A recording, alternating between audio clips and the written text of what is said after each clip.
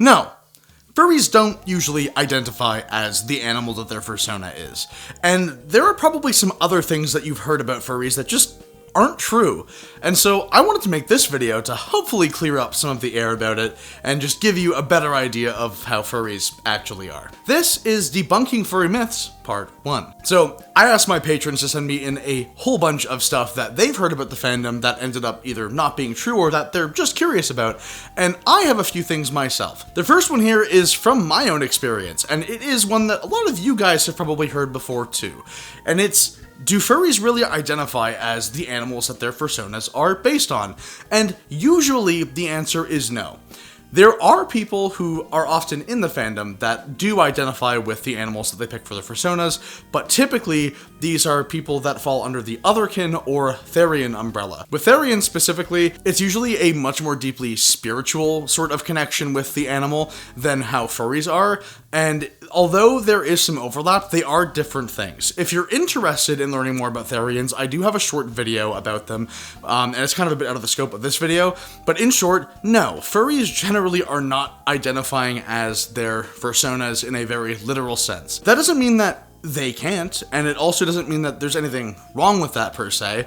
Most people who do tend to identify much more strongly with their characters or Arthurian do understand that they are human beings and are on Earth, but again, it has to do with the spirituality and their spiritual connection to those things, and I think it's quite interesting actually, and going into that sort of thing with an open mind is very important because people are different and not everybody is floating in the same boat. Now this next one comes from Taro, from my patrons, and it is that they say, people seem to think that you need a fursuit to be a furry, or that all furs want a suit. And this, of course, is just not true.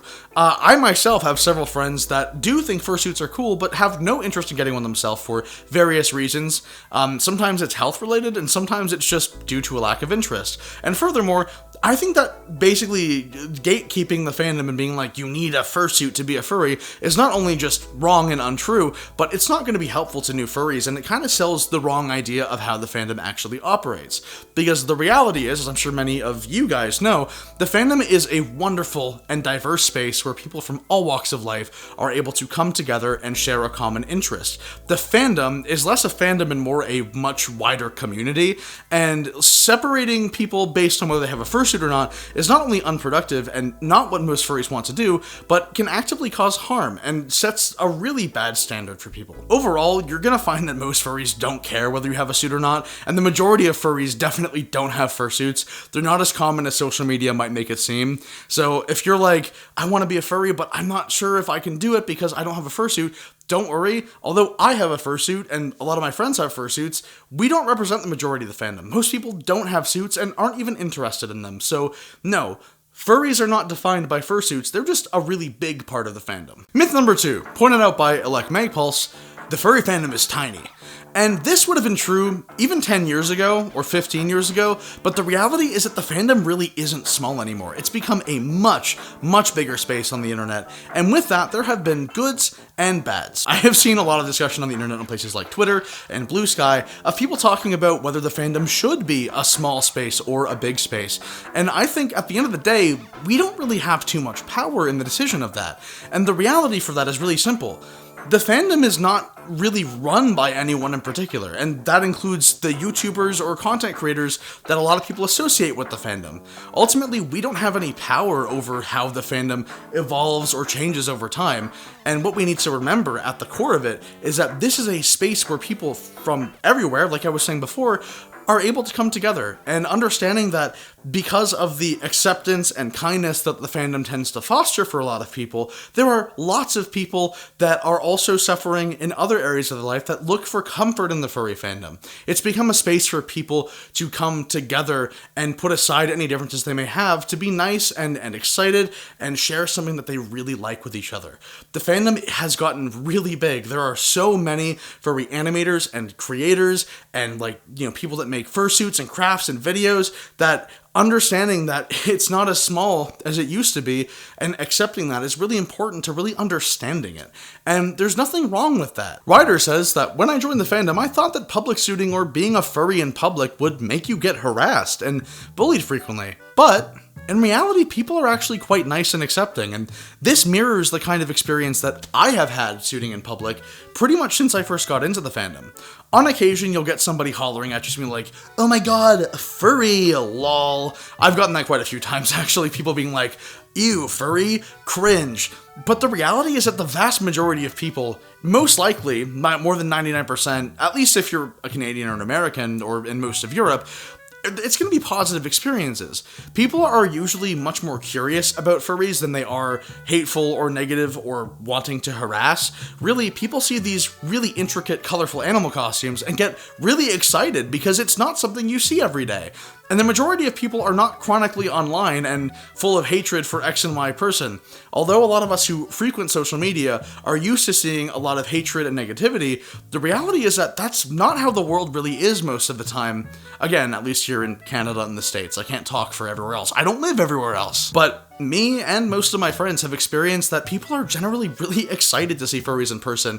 And we've actually encountered anti-furries in the past who have seen us in person and been like, "Oh my god, these suits are actually really cool in person. This is so sick." I've been asked for photos before from people who used to be furry haters and are then like, "Oh my god, this is so cool. I actually really think this is sick." And it's just genuinely a much more wholesome thing than you would expect. So if you're afraid of fursuiting in public, don't be. Most of the time people are extremely nice, and just make sure you have some friends with you when you go out. That said, if you're gonna be shooting in public, please, please, please make sure that you let any businesses know in advance. Some of them will not want you in there because you're covering up your face or you might cause a commotion.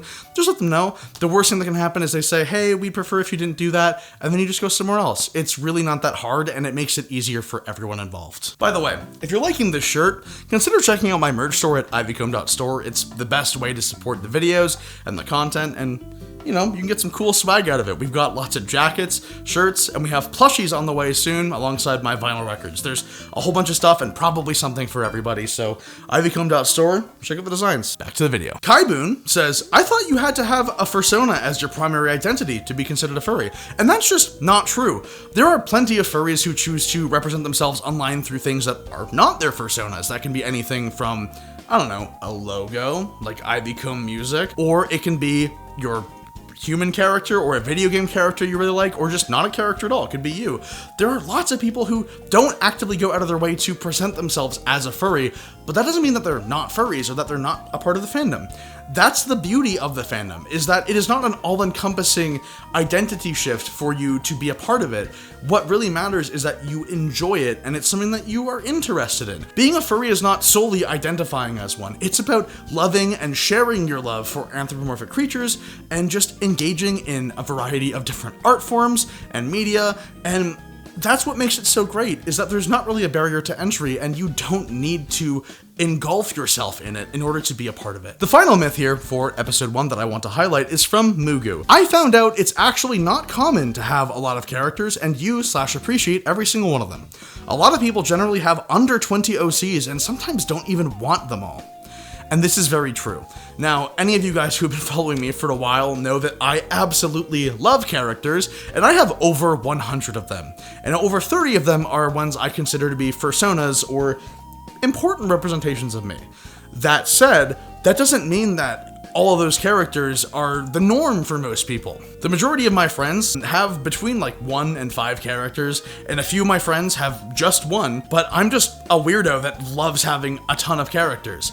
The reality is that there is no concrete rule on how many characters you can have. The minimum is 0 and the maximum is infinity. There are tons of people like me who are very into world building and may not be using every one of their characters all the time, but we have them because they help to bring out more and enrich other characters.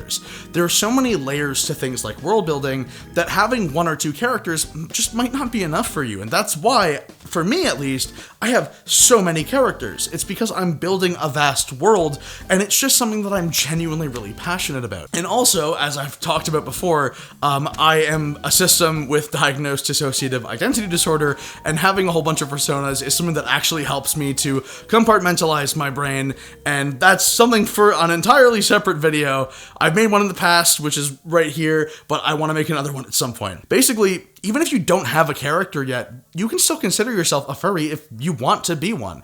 Because being a furry is not about the number of characters you have, it's about how you want to express yourself and the kind of circles you want to be in on the internet in this wacky world that we're in. Whoa, that is a lot of information, but I hope that you all enjoyed this video. Now, I want you to tell me some myths or ask some questions that you have down in the comments below, and I will select some for the next episode, as long as you guys liked this video.